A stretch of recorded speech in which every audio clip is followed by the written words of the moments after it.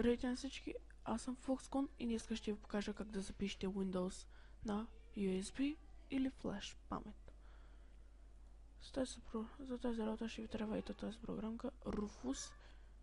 Ще има линк откъде си стиглите в описанието. Вижте тази програмка, изтеглите и отваряте, натискате Run. Се отваря това.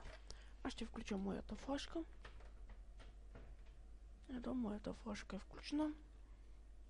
И се появява името на моята флашка NTFS.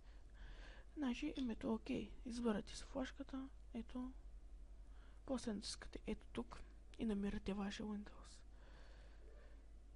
Аз съм изтеглил някакъв такъв Windows. Ето го. Сканира на образа. Изчаква да намери образа. Без ви да ви пипате. Само го изчаквате. Като изпише готово, натискате старт. И така пише внимание всички данни. Тук ще ви изтърка всичко във флашката. Така че флашката трябва да ви е поне 8 гигабайта, за да фани целия Windows. И натискате OK. И вече той почва да ви качва Windows-а. Аз няма да го качвам, понеже на мен не ми трябва.